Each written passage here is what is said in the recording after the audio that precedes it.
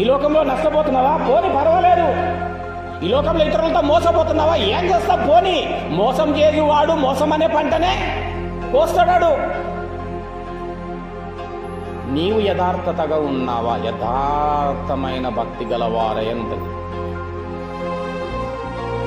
ఎందుకు ఈ లోకమును స్నేహించొద్దు? యోహాను సువార్త 15వ అధ్యాయం. యోహాను సువార్త 15వ అధ్యాయం 15-18.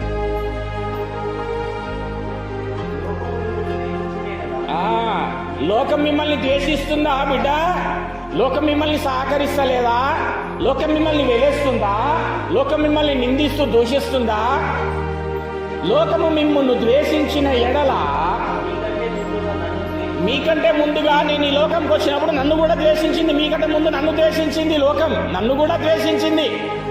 నాకేం స్వాగతం పలకలే, నన్నేం గౌరవించలే, నన్నేం ప్రేమించలే, నా మార్గంలో ఏం నడవలే. నన్ను ద్వేషించింది. నేను చెప్పిన మాట వినలే ఈ లోకం. నన్ను ద్వేషించింది. లోకం ఒకవేళ అట్లా మిమ్మల్ని ద్వేషించిన ఎడల మీరు ఎరుగరా? మీకు తెలియదా సంగతి? ఒకవేళ తెలిసినట్టయితే ఎందుకు నాకు ఇట్లా అవుతుంది, నన్ను వాళ్ళు అట్లా అన్నారు, నేను ఇట్లా చేసిన, నన్ను ఎందుకు అట్లా చేస్తున్నారో, నన్ను ఎందుకు ఇట్లా చూస్తున్నారో, నా బతుకెందుకు ఇట్లా అవుతుందో అని అంటున్నావంటే నువ్వు ఎరుగవన్నమాట. లోకం నన్ను ద్వేషించాలని మీరు ఎరుగరా? ఎరుగుతా ప్రభువా అంటే మరి నాకు వచ్చేటివే నీకు వస్తున్నప్పుడు నీకు ఆ ప్రశ్నలు ఎందుకు వస్తున్నాయి? నువ్వు నన్ను ఎందుకు మాటికి ప్రశ్నిస్తున్నావు? ఎందుకు ప్రభువా నాకు ఇట్లా అవుతుంది, ఎందుకు ప్రభువా నాకు అట్లా అవుతుంది? అవుతుందనే కదా ఉన్నది అక్కడ. నన్ను ద్వేషించిన లోకం మిమ్మల్ని ద్వేషిస్తుంది. మీరు ఎరుగరా? అది ఒకవేళ మీరు లోక సంబంధులు అయితే లోకము తన వారిని స్నేహిస్తుంది. నువ్వు లోక సంబంధురాలవైతే లోకం నిన్ను స్నేహిస్తుంది.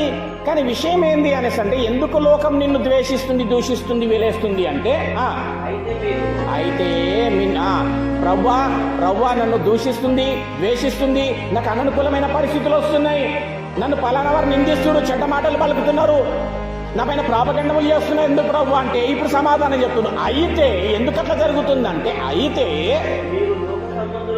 అది చప్పట్లు కొట్టండి ఒకసారి దేవునికి స్తోత్రం.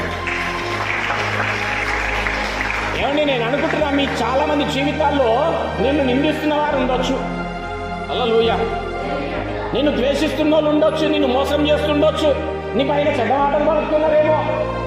ఏమండి, నీ పైన లేనిపోని సాక్ష్యాలు చెప్తున్నారేమో, నీ పైన ప్రాపగండాలు నడుస్తున్నాయేమో. ఒకవేళ అవునయ్యా ఎందుకు అంటే సమాధానం ఉన్నది ఇదే, దేవుని సమాధానం ఇదే. అయితే మీరు లోక సంబంధులు కాదు, నేను మిమ్మును లోకము నుండి ఏర్పరచుకున్నాను. అందుకే లోకం మిమ్మును ద్వేషిస్తుంది. అందుకే నేను చెప్పిన ఇప్పుడు యాకోబులో లోక స్నేహం చెయ్యకండి, మీరు లోక సంబంధులు కాదు. దేవునికి స్తోత్రం. హల్లెలూయా.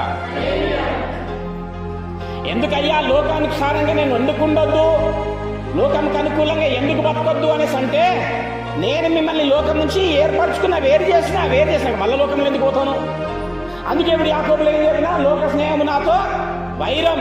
ఎవడైతే లోకంను స్నేహిస్తాడో వాడు నాకు శత్రువు అవుతాడు. నేను వాడిని వదిలిపెట్టేస్తా, నా రాజ్యంలోకి చేర్చుకోను. ఏదైతే నువ్వు దేవుని కొరకు ఈ లోకములో విడిచిపెడతావో, వినండి, ఏదైతే నీవు లోకములో దేవుని కొరకు విడిచిపెడతావో పరలోకమందు నీకు 100 ఫలం వస్తుంది.